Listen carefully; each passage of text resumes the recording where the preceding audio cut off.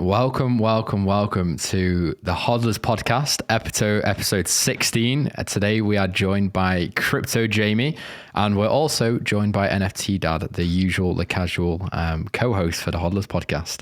What's up, everybody? CryptoJamie is a crypto investor and educator. You're full-time in the space now, teaching people on TikTok, anything and absolutely everything to do with TikToks. You do some really cool skits, bit of rapping, bit of singing here and there.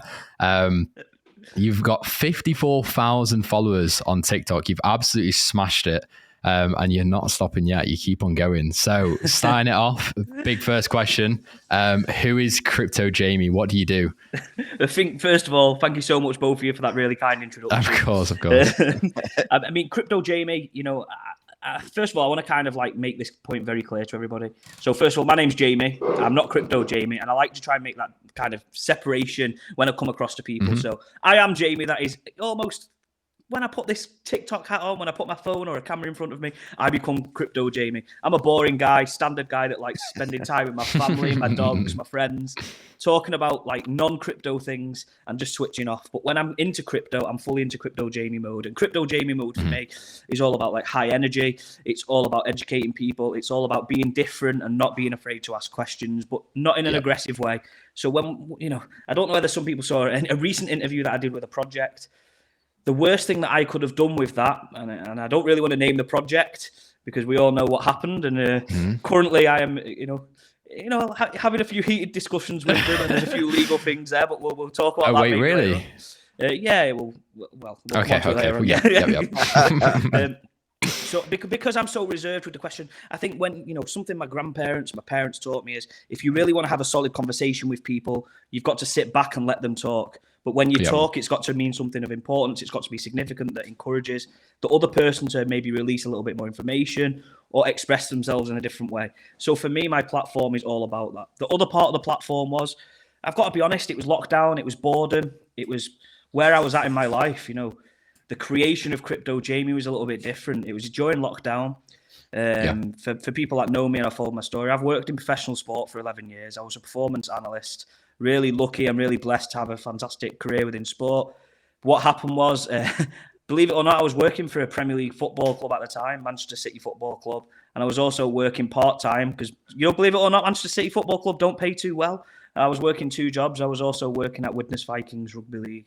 Now, when COVID hit, Widnes Vikings, because I was self-employed, decided to release me. And, being the main kind of income for the family and my household, I needed something different. And for me, it was exploring different avenues around that. And that was where CryptoJamie, you could argue, was kind of created and became. So I went on this journey of discovery around the crypto space and the NFT space, even though I was undoxed within Telegram communities for like nearly a year before that. I'd never took the step to come out and express myself kind of in a public eye. Yeah, it's difficult to do that, but I definitely think it's heavily beneficial. Like with my TikTok, for example, I was anonymous for ages. Like, I mean, I show my face in like Discord and stuff like that, but on TikTok, it was just me and like recording my screen. But showing your face helps build so much of a brand. And like, as soon as they see your face, they know straight away, oh, we're going to learn about crypto. We're going to do something like this. Whereas if they see just, the boring PC screen, most people swipe. So it's building that personal brand over time. Well, what's interesting, Leon, is you talk about the brand. And this is something that I really, people might think I'm a little bit stupid or a little bit memey or whatever. But, like the first thing that the thing that I always sign every video off is with "Let's go." That little finger point, bit of energy. But it's creating almost a brand or a recognizable asset around you as a person that people know that you're going to be delivering a message of some kind of substance. So like then when you go to events and you go to crypto events or conferences, you come and things like this and you say like about the Let's Go or you talk about cryptocurrency, people know exactly what you're going to be talking about in that instance. So it's about creating something that people fully understand and understand who you are as a person. Yeah, and I think that's definitely key on TikTok. That defines like just the average TikTok person, like in the crypto space, the average person who just talks about that, and then the person who wants to leverage that and become something and build a brand. You gotta know these things and develop these things over time. And I don't think there's many there is quite a few, but there's not many that like leverage themselves to the point of like 50, 100, 500k followers. There's only like 1% of those, and you're one of them. So yeah, talking about the journey and how it all started. When was your like first experience with crypto? How did it all happen? Yeah, so that's a good question. I think my first experience or knowledge, I think, is probably two different things. So the first knowledge of it was maybe like 8-9 years ago. I was speaking to my parents Oh wow, about okay. it. Came into a little bit of money, and my dad just told me it's a total scam. Stay away from it. You know, it's don't go near it. Don't touch it. And ever since then, really, I've always had an interest in it.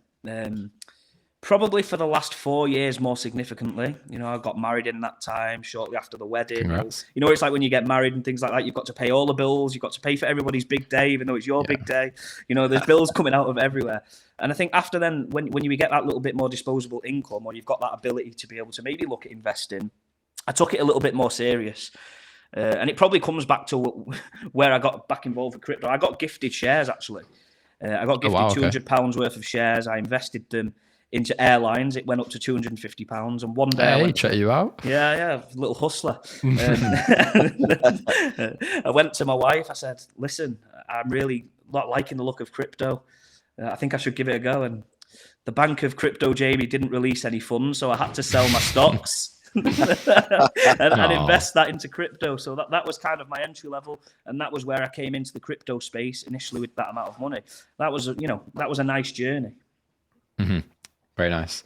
Over to you, Tyler. Yeah, for sure. So it's incredible to hear about, how CryptoJamie was, forged in the fires of a pandemic, like so many wonderful creators out there that, found a way to differentiate themselves from, just millions and millions of people bored and finding themselves, in front of their phones and creating content.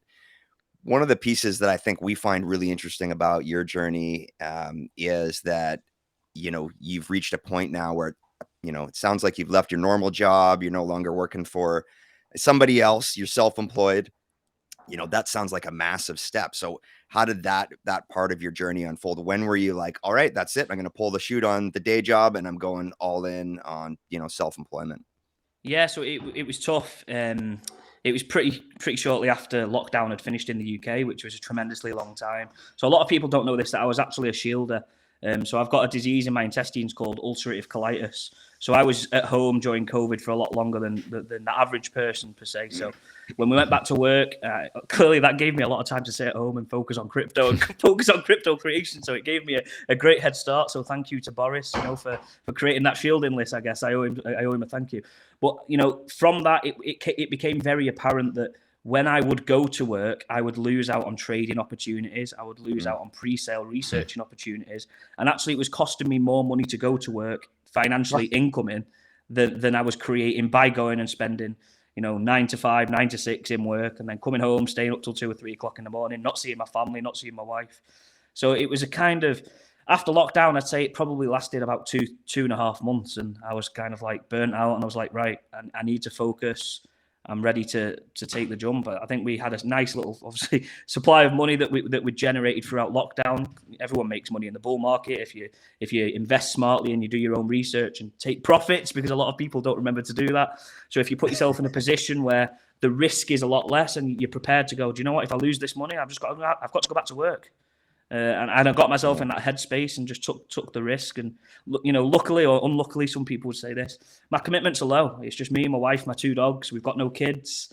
We had the ability to just kind of take a big step. I know I talked to a lot of traders, and like Steve, the Sussex trader, for example, I know for 100% he would love to take the leap as well. But having kids and having commitments and things like that, it is huge. And I think it's almost a blessing for me in terms of my career that, I was in a position to be able to just go, do you know what?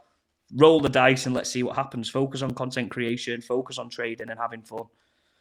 Yeah, absolutely. Rolling the dice, I think, is the key thing. I've got 3 kids and self-employed, and we made that jump about a year ago. And it's absolutely, I don't know that you can hear them yelling away in the background. I've told them, I'm on a live stream, guys, stop yelling. And so that's exactly when they start yelling, is when I tell them I'm on a live stream. But, we obviously, Leon did a bunch of research. I went through your content and saw that there was a period of time where you were, with the term heavily into Bitcoin at Bitcoin Maxi. And recently you've made some announcements that you're switching over to XRP. I'm an XRP holder. I believe that it's a really fascinating, investment. Can you tell us a little bit about what made you so confident in XRP? Yeah, so this is the first time that I'm going to expose myself here. Oh, inside scoop. It's a total troll, to be honest. It's a total troll to the XRP community because I think they're blinded by the lights. I think they're blinded by headlines. And anybody that posts anything positive about XRP, they get extra horny and talk about it for months and weeks. So for me, if you notice the songs that I create and you notice like the memes or the videos that I put out there, you'll notice like little hints that I'm putting in the content to kind of like, guys, wake up. You know, there's other things out there. I call them the Karens of the crypto space. I think they're no longer the Shiba Inu creators or community members. It disappoints me, I think, as content creators, the amount of people. I put a video out today, actually. I'm seeing videos consistently. XRP, they're going to come and buy it off us, $50,000 per token. It's going to be amazing. I'm like, do you know how many millionaires, billionaires that's going to create overnight? How much control they're going to lose? And I think XRP holders forget one thing. It's money. The whole world, forget about money, is about control when it comes to governance.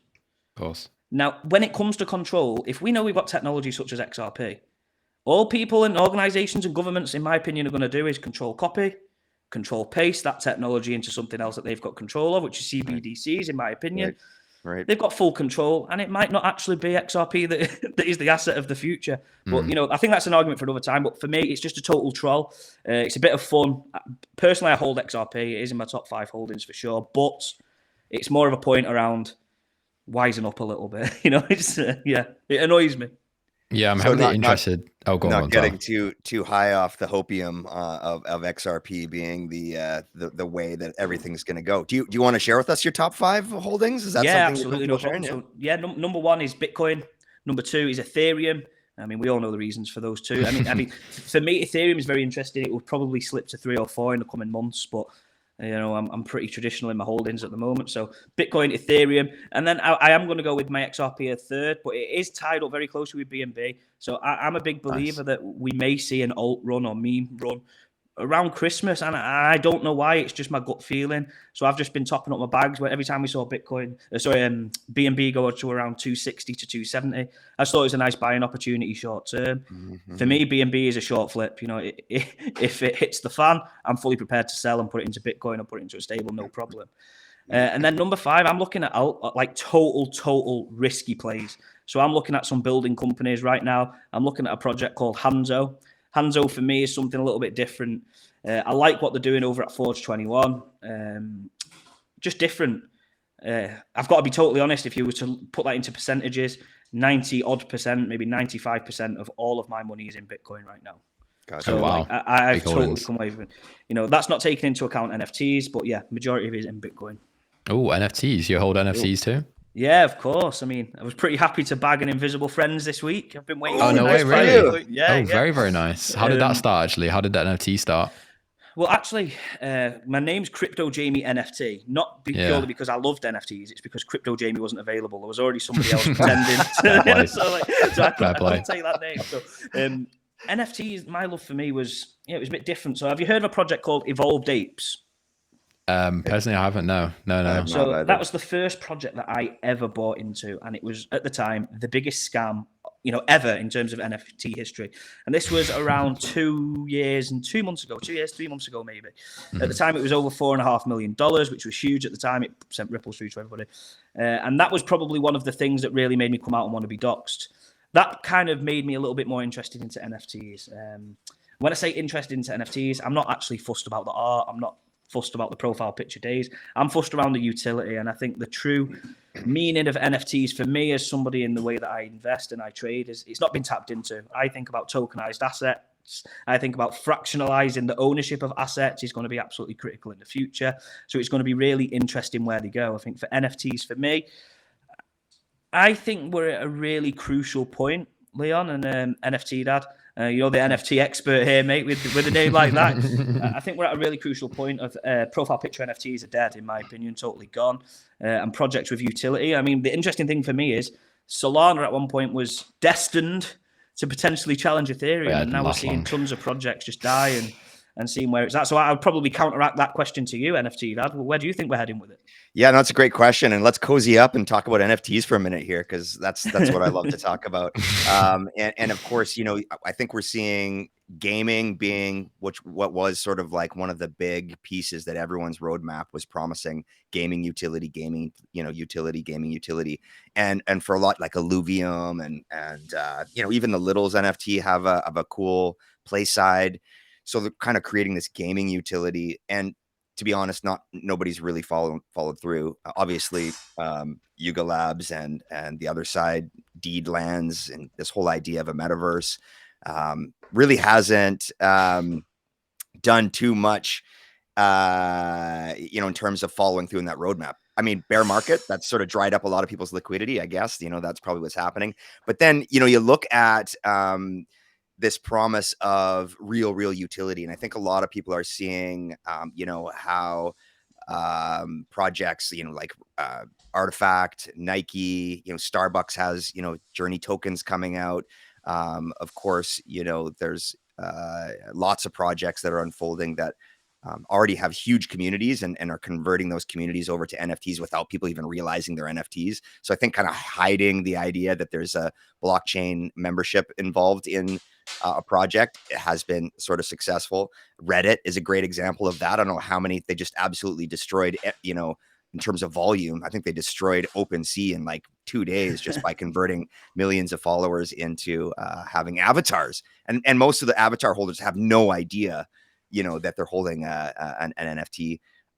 But what I am really seeing that's interesting is, I don't know whether Jamie, if you saw, I think it was called Legend of Cock Punch. Tim Ferriss just launched a few days ago an NFT project, and it's solely based around you know, a charity, and it's got a 7.5% royalty, I believe. It's doing, the volume is already quite high, but there's already some people sort of pushing back because Tim Ferriss, of course, this thought leader, you know, the 4-hour work week guy, he was saying, you know, this isn't, you know, a pump and dump. This isn't, you know, a speculative asset. We're using this for a charity, and it's his charity, by the way. So all these people are sort of pushing back, saying, well, then why did you make a 5,000, you know, 555 piece collection? Because that's scarcity demand already. So if you look at, I've been following it. I was going to buy one last night at 0.58, and right now it's almost at 0.7. So it's already kind of doing this bounce. It was up at 1 point something for a little while, and then it's bouncing. So I think, like, I don't know. I think that it's still a really enjoyable, really fun space to be in. And there's lots of, you know, the Moon Boys, Wen Lambo, those folks are still in there wanting to make a shit ton of money. That hope has not died. And I think that's kind of, again, the fire that NFTs were forged in, is this idea of kind of rolling the dice, and it's gambling basically. But I think we are going to see a gradual move to it being, you know, people coming up with entertainment brand or product based brands that are, you know, think about like the growth hacker mentality. Yeah. You can, you know, fundraise $2 million by, you know, selling 7,000 JPEGs in 3 minutes. That's a pretty awesome way to get some liquidity and do something really awesome with your community. It's just, what are you going to do with your community? That's the part that I think a lot of folks aren't thinking about. Yeah, that, I'll stop talking there. I love it. I think anybody that opens up like that, for me, it's exciting. I think sometimes it's nice to get a regrounding as to where other people from within the NFT community or space are feeling like things are going. And it's really interesting, your points around merchandising, around retailing in particular, because for me, it's the future. And I think when we talk about tokenized assets, that's kind of maybe what I'm alluding to around when you attend events, when you buy merchandise, when you buy even clothing, regular clothing, can it be adapted into blockchain technology via NFTs in some way? And I strongly believe that is the future of them. Yeah, I definitely think the way forward is doing that without putting the NFT word on it. I think already the word NFT has obviously been given a bit of a, not a bad rep, but a bit of an awkward rep, because, you know, there's a lot of hate in the NFT space already, just because obviously it's been Bored Ape and monkeys and dolphins and all this crap, just, you know, random rubbish. So like Tyler was saying, like Starbucks, like Nike, they're doing it without using the word NFT and using it as like a loyalty pass or I don't know, tokenized access pass and stuff like that. I think that's definitely the way forward, and that's how we'll slowly push into the mainstream adoption. And I think that's what we're seeing right now.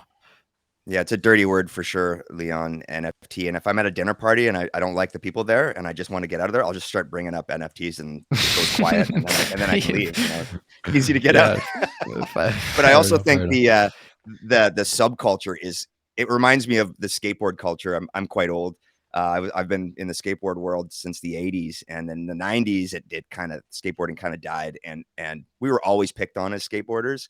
It was always kind of like a subculture that people made fun of, particularly like the athletes and so on.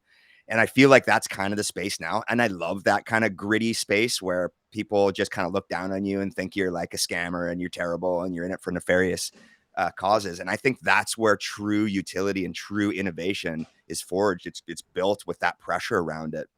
And I think what'll come out of this, you know, it'll be a while, 5 years probably, before we'll be able to go back to dinner parties and be like, yeah, I was in NFTs all the time. And they'll be like, you're amazing. You're the oracle. You could see into the future. But it's going to be a while before that actually unfolds, because it right now is like, if you want to separate yourself from a crowd of people, just hold up, you know, an NFT sign and say, I love NFTs. And they'll be like, you go stand over there in the corner. We don't want to talk. You're automatically a nerd, aren't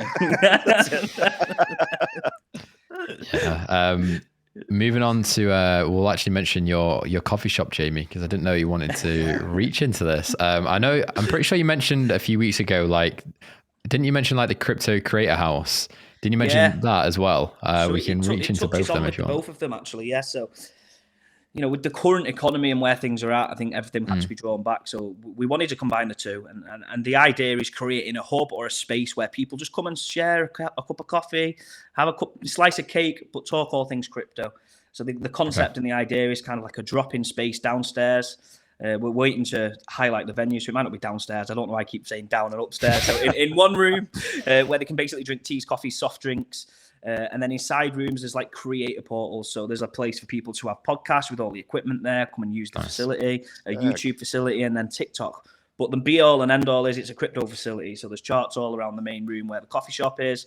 And then we're delivering seminars, getting people like yourselves to come in and maybe stream in and talk about the space and host seminars like this where people can come in, ask questions, listen to what you've got to say around the space and educate people. But the thing for me is a free space. You know, we're not charging people to come and have memberships for hundreds of thousands of pounds or dollars or whatever every single year to be a member. It's a free space for people to just come and talk about something that I'm passionate about, and I know a lot of people are. It fits under the Crypto Bros umbrella, so it will be under the Crypto Bros banner. The reason for that is Crypto Bros was created very different to the CryptoJamie profile. So the average age of an investor is 37, white, middle class. Now, we wanted to come away from that, and we know the average age of TikTok is much less. And actually, the overall demographic is demographic, not democratic. I think I'm going all political there. I don't know what's going on. It is very different. So it's exactly the same principle with the coffee shop. It's going to be in an urban town centre in a very working class place, and we want to, bridge that gap for people to come in and talk about finance. And we're not going to be pushing crypto down people's throats and saying it's the best way, it's the only way.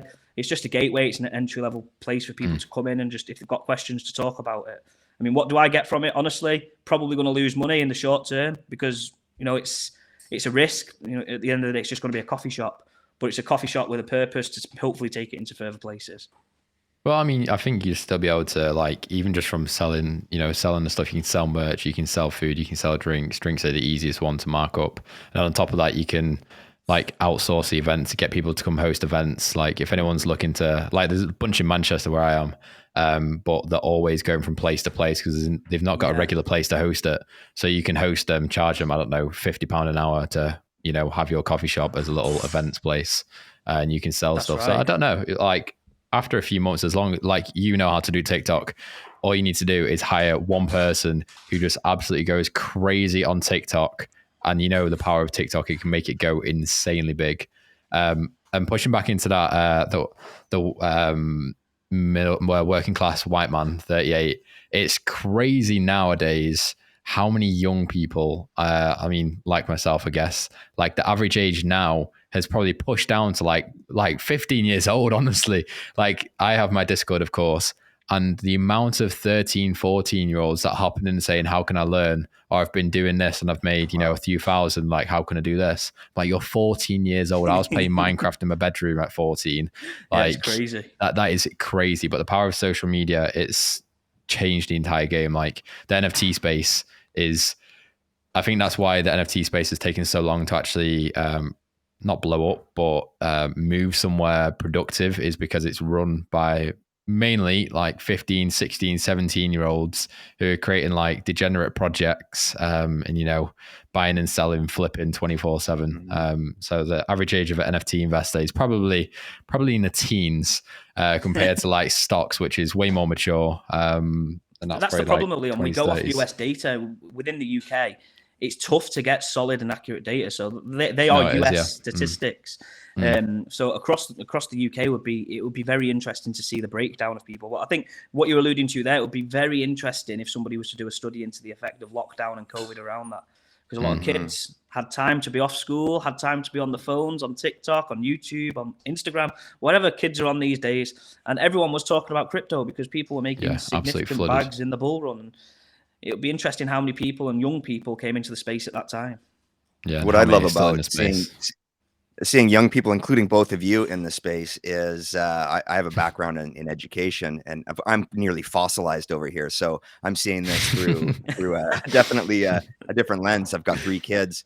And one of the things I often, you know, find myself doing when I see something that it's at the beginning of something really big, like I do think blockchain, Web3, this idea around Web3, and people spending a lot more time online and seeing interoperability online through, you know, different skins and different assets and avatars that our kids are going to be really skilled in using. I want to be there first so I can make sure that my kids are moving into the space effectively, and they're the models, the role models in the space are decent. All to say, folks like yourselves, you guys work hard, you take risks, you don't, you know, sort of bow to traditional education. And there's a lot of kids that don't have a voice in the traditional education space. There's lots that do, but there's more that don't. And I think that they're finding that there's another way forward. There's another way to gain a community, to gain success, right down to the point where my 9-year-old sees me doing these, and he sees Leon and sees our podcast. Just for fun, he decided to get out a pomelo or a big fruit, and he puts it down, and he's like, "Dad, film me. I'm going to talk crypto to this pineapple." And he wants to do his own TikTok where he asks a pineapple questions about crypto. And I'm like, dude, that will go viral. You can't have a TikTok account yet, but when you're a little bit older, you absolutely can. So I think you're right. It's the kids that are coming up have a real chance here to do something innovative, and with you folks as the leaders. And I just want to say really quickly, Jamie, about your coffee shop idea. And I love the idea of how you come out of the gate saying that it's a basement or a downstairs, and into my mind kind of pops into this Prohibition era sort of idea of something that's a little bit underground, but although it might not even be underground or downstairs, I really love the idea that you're creating a space for creators, for innovators to come and have a bit of a home base. And absolutely, when I travel to UK, I'm going to find Leon, and we're going to head over to you're obviously, where in UK are you? Oh yeah, where is it going to be located? Widnes or Warrington, mate. Oh, that's not too far actually. That's only like half an hour, 20 minutes. Okay. We're so close to each other, Leon, aren't we? Yeah. Awesome. I know. So you got in-laws as well. I think. They're really right in Cheadle Hume. So we're gonna roll down there, and then we're gonna very nice. Yeah, and we're gonna find you, and we're gonna set up, and we're gonna do some streaming. You down, Leon? You ready for that? Yeah, of course. I live literally 5 minutes away, so yeah, that'd be nice. I love that. I think there's something that I did want to come to that you touched on, and that was around risk. And I think something that is really big for me, and really big that I try and share with the community that we create, is that risk comes with risks. And it sounds like a stupid statement to make, but risk isn't always positive. So we lose so much money. We always lose so much reputation as well at times, because ultimately we make decisions that don't work out. And actually the difference between, I think, us that are on this podcast and many other creators is we own them. We put our hands up and go, do you know what? We really up there, and it's not right. But, you know, the biggest thing is we come back from it, we talk about it, we learn about what went wrong and what happened, and then we move. And I think that's why, for me, creating that profile, creating that transparent profile that you talk about things, you talk about your full journey, you don't hide things from people. It's part of the journey, and that's what people really buy into, and that's what people engage with, and that's why people ultimately follow your content and watch you. Otherwise, you're just an idiot online. I think one of my favorite content creators is Connor Kenny, and his opening line, he goes, "If you listen to me, I'm just a man in a bedroom. It's not financial advice." And if you actually think about it, we're all just like strange men on the internet talking about finance or talking about crypto. It's true. Who in the right mind would listen to that and think, I'm going to listen to these guys? So like when you think of it in that form, it's true. You know, there's a lot more to content creation than just talking. It's about sharing things, being an open book, and taking people on a journey with storytelling. Mm-hmm. Absolutely. Amen. Love that. Tyler, back over to you, if that's okay. Oh gosh, is it back over to me? All right. Yeah, it's back over to you already. Yeah. Okay. Oh yeah, let's talk about FTX. Oh my gosh. There we go. We can't have I mean, it's just like it's everywhere. I mean, it's almost irritating how much it is out there. But you made a TikTok predicting war between Sam SBF, and CZ. What are your thoughts on the overall situation? First of all, I think it's a total mess. I think that you know, if I was American, I would be literally jumping, kicking and screaming at the mess that my country's in. You've got a president in place there that has had his full campaign within the top 5 funded by, you know, potentially the biggest fraud in internet and world history, you know, to many people and in many people's eyes. So that, I think that's one factor of it. I think the second factor is there's a lot of shady, underhanded tactics that happen across all of these exchanges and all of these companies. And my fear is, and I think when you really delve into some of the tweets and the tones of kind of almost point scoring, you know, this is something my granddad taught me. When you point a finger, there's 3 fingers pointing back at you. So when CZ is loading the gun and he's shooting things off at different exchanges, and so, you know, Sam Bankman-Fried's a terrible guy. He's a scumbag. He's all of that stuff. But if you're telling me for 1 minute the rest of these guys haven't done bad things in the past, I'm telling you, you're talking absolute nonsense. So I strongly believe when Sam, I think it's on the 13th in 3 days' time, he's going to be giving evidence. It's going to be very interesting who he takes down with him. And I believe to save face, he personally will. And I think that's going to open a can of worms within the space across exchanges. I've got things around exchanges, for example, and, you know, please don't sue me, but, you know, this is my opinion. You know, Binance, for example, if I'm in Iran or Russia, I can cipher funds in and out and withdraw it in any country in the world. Now, if that is through banking systems, I cannot do that. So that in its purest form should be opening eyes across the world. You know, that's just something that we're aware of. With it, when it comes to court cases and it comes to these public spats, we see SBF, we see CZ going toe-to-toe, talking about really manly things, about walking away from tables and slamming things down. Really great, tough stuff. But it just opens things up to me that, you know, we're trusting these people that clearly take a lot of risk, and that it's not their own risk, it's not personal risk, it's risk with our own assets. And we've trusted them for too long. And, you know, unregulated spaces create demons, and those demons, I think, will come to an ugly head in the next week or two. And fully recognizing that this is just opinions and that we're on the sidelines watching as much as anybody else. What's your opinion on, you know, perhaps why SBF hasn't been arrested? Like, what do you think is going on behind the scenes? You've alluded to it a little bit here. You know, other people that are, you know, hanging in the balance that are going to fall when these releases come out. Like, can you go a little deeper into why you think why is he being protected here? Yeah, so there's 2 countries that I believe users will get their funds back from, and that is America and Japan. Now, they are places that can genuinely, legally enforce and prosecute his little sorry ass wherever he wants to go, anywhere in the world. but away from that is, I think when you work with some of the names and some of the organizations around the world like he has, and his company has, with the element of risks that he's gone with, I wouldn't say you're untouchable, but I think that the circles around you that then enforce whistleblowing, which brings me back into the CZ era and brings into other exchanges, there will be an element of protection when it comes to saving face around regulations. And when we say saving face around regulations, the future of how they want to control what we do within the crypto space. So Sam Bankman-Fried, in my opinion, he will become the poster boy of regulations, you know, as the evil, dark guy.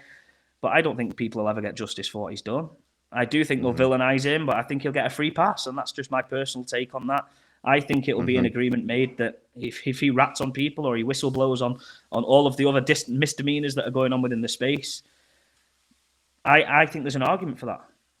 I really hope he does go out and go absolutely all out with this, because I think there's so many exchanges. Like, as soon as FTX went down, the amount of like evidence for all these other exchanges as well was crazy. Like every single exchange wasn't named. Like people going like employees and stuff from other exchanges saying, oh yeah, this happens at ours, this happened at ours. Did you see the other thing as well? Alameda Research, the woman who manages the funds at Alameda Research, talking about risk management. I don't know if you saw it. It went everywhere. About saying stop losses. like we don't really use stop losses because it's not a good risk management tool. And she like manages like $9 billion or something like that. It's insane. Yeah, Caroline Ellis. Yeah. I think coming back onto that though, you know what was the most entertaining thing for me around it? You know, I think he's played a perfect game. You know, in these Twitter spaces that he's come on and he's spoken, he's basically trolled communities. He's trolled the people that he's even entertained, like going on and talking to. You know, I saw spaces with a guy called Mario. I was in that one as well. Yeah, if that's the best type of people we're throwing up to interview somebody that's been in this instance, then what the hell are we doing actually trading crypto? Yeah. It just proves that for me, crypto is a Ponzi scheme and a scam. I mean, this guy was selling Twitter verification for $20,000 a couple of years ago, I believe. Allegedly. Really? I've heard very dodgy things about him. He's very, very, very controversial in the space, that Mario guy. It's interesting. It's just interesting who they had involved. I think Rand's a good guy, but it's just, I think for me, let lawyers do lawyers' things. You're a nerd on the internet trading crypto that's gathered an audience, doesn't qualify you to ask somebody of that nature, potentially criminalizing questions. Yeah. I think Mr. CZ as well with Binance, I think they're going to be, even though FTX has been labeled with that evil corporation, they'll always be that one. I do think Binance are going to take the market cap by far. And I don't know if Mr. CZ is the best of people to be doing that. For example, he did a pretty good job at taking down FTX. When I say that as a smart strategic play, he played Sam Bankman so unbelievably well. And I don't know if that's what's exactly needed in the space right now. So some scary stuff there. What was I going to go on to? Oh, yeah. Do you want to talk about I don't know if I should name it exactly, but the thing that went on, and there's some cases you said. Yeah, no problem. Talk about that?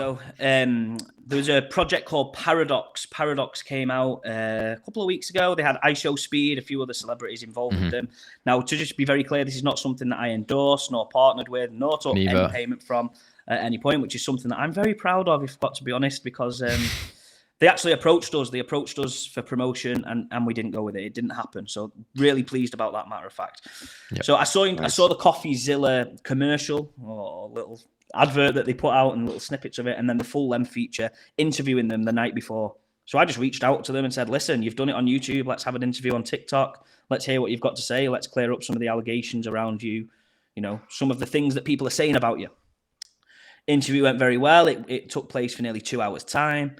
I come off, and there's allegations of people that I know within my network potentially doing something dodgy to their website, which is total news to me. Yeah, I saw that. And basically, I will tell you what happened. So after the live stream, I came off. I got invited into another live stream with 4 or 5 other creators, and they were making jokes around DDoSing. Now, can I be totally honest with you? I did not know what DDoSing was. That next day when I got that text message, I was like, DDoSing? I had to even Google what it was. So they made an allegation around certain individuals DDoSing their accounts or their their website and their Telegram group. And then they banned me and blocked me from all of the things online, despite giving them an interview that was totally open, floor, neutral. I sat back, let them talk, provide the evidence that they requested. I do want to place on file my, disappointment in the way that they've conducted the business. I think it was truly unprofessional. They asked me to send the questions up front that they wanted to answer. I didn't want to do that, but I obliged because I wanted to bring people content that mattered. There was a chain link partnership query that people wanted to talk about and find out the bottom line to, and frankly, find out whether they were a scam or not and allow people to come out there and ask them the questions that wanted to ask. I had a series of over 20 questions. We didn't get through them all. Got cut off by whatever means. It was like 2-3 o'clock in the morning. Fair enough. We agreed to do a part 2. Before I even got a chance to go back to them, banned, deleted from everything, can't even go on the Discord, crazy. Can't go on the website, can't do anything. He blocked me. I literally tuned in to listen to a Twitter Spaces. Within minutes, I'm deleted from it. It's absolute craziness. I think, I've not spoken about it really, and I don't choose to speak about it on my platform. I don't want to give them any more recognition, to be totally honest with you. I'm pretty disgusted in the way they've handled it, and pretty disgusted in the way they handle business. For me, No, I didn't get anything from it apart from a load of shit, to be honest. Sorry, so let me understand this. So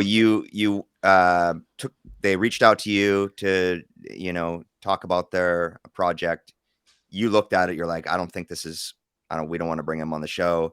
But then you jumped into a TikTok live with one of the founders. Yeah. Am I right so far? Yeah. So what happened was we talked about promotion and it didn't work out. And then we saw the CoffeeZilla thing. Right. And then you got off that, and then they did a denial of service attack on you. No, basically. No. So just to be very clear, so there was an alleged DDoS attack on their website and Telegram. Oh, on their website. Possibly perpetrated by people in your network. They were saying. No, well, that's what they believed. But these are people. I gotcha. No. I understand it, and I understand it clearly now. And I think that's crazy. And so now, anytime you want to just be there to hear, listen, or contribute, they immediately spot you and ban you from it. Wow. Despite giving them that platform, and at peak it had 2.8 thousand viewers, on the live stream, which was just, it was bizarre, it was crazy. And this is the answer that people want to show. I've got to be honest with people. The reason that I've not made a video about it is because I just can't be bothered with the drama. These people, I got nothing from having them on there other than the messages of abuse that I got to my emails, on all of my comments. People were just ruthless, saying that you're a scammer, blah, blah, blah. I was like, I've given up my time. I've not been paid a penny for this to genuinely hear what they've got to say. I've got to be honest, selfishly, I did it for a little bit of exposure, and that's cards on the table because I thought, CoffeeZilla did it yesterday. If I can be the first person on TikTok, I'm going to do it. Nice. But the way they treated me was frankly disgusting, and it's very disappointing. So, that's all I don't think that's selfish, Jamie. I mean, you have a channel and you have an audience, and part of building your brand is being, responsible to your community. And if you want to try and get good content and bring that to them, that's part of building a good brand. So I don't think that's selfish at all. I think that's just an intelligent business practice. No, I appreciate not really heard anything on them either at the minute. They obviously went through the crazy exposure of like iShowSpeed. They gave so many people, what am I trying to say? Sorry, just lost my words on. They were giving so many celebrities and big content creators like money obviously to promote and stuff. That was like 2 weeks ago. I saw so much within the space of literally like 1-2 weeks. It was all over Instagram, all over TikTok, all over YouTube, everywhere. And now I don't know, it's sort of gone silent since that happened.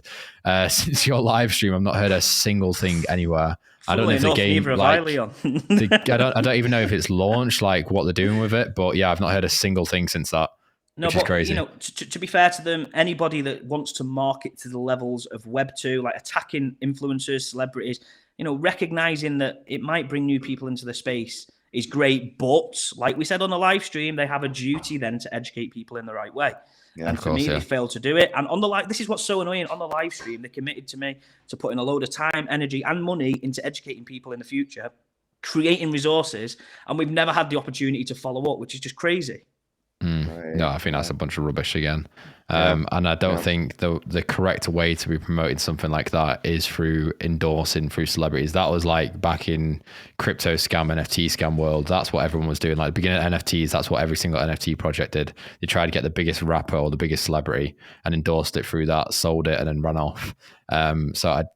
Personally, this is obviously my opinion. I don't want to get hit with a lawsuit or anything now. So my personal opinion, I really don't think that's the correct way to grow a community or grow a game. Like Rockstar, do you see Rockstar paying, I don't know, any big celebrities to promote GTA 6? No, that's not how you grow like that.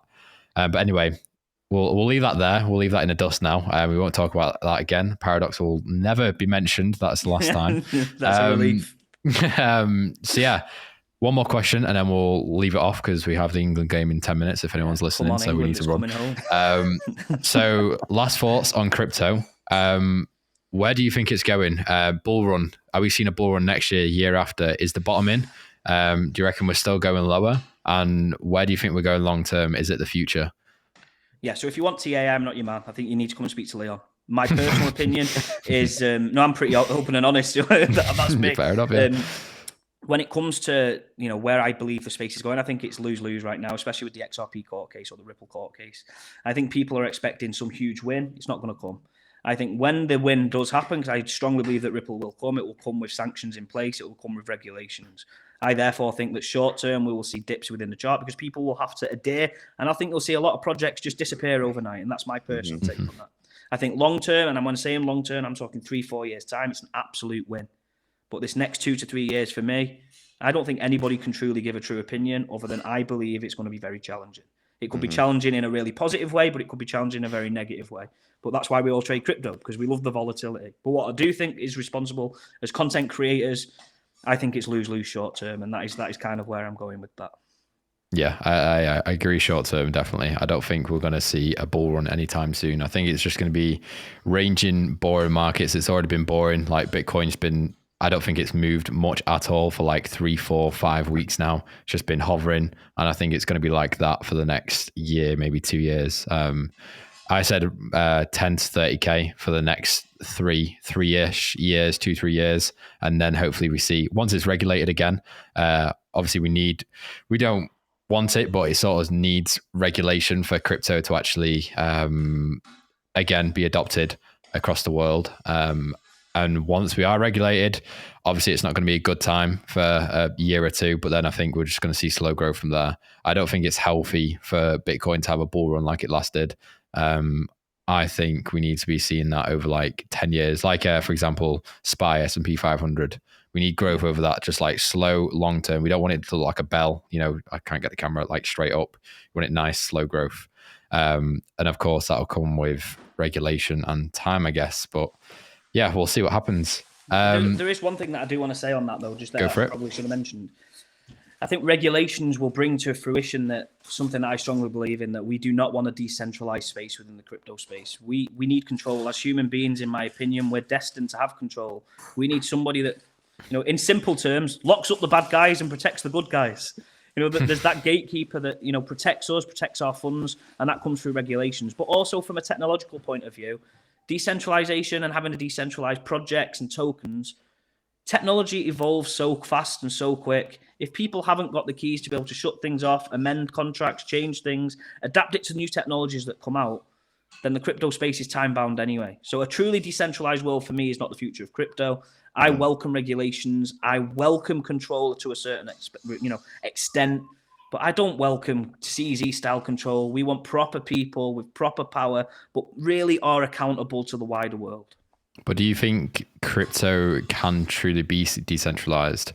Like we're seeing, for example, like Elon Musk, like last year, he was going crazy with Dogecoin and stuff like that. He caused pumps, like pumps beyond pumps. Anyone with influence, I think power is slowly turning over. Like social media is power. That's it. It used to be money, and now I think it's influence. It's easily influence. Like Elon Musk can go one tweet. I just bought this much of XRP, or I've just invested in XRP, or he could retweet an XRP tweet and XRP would pump 50%.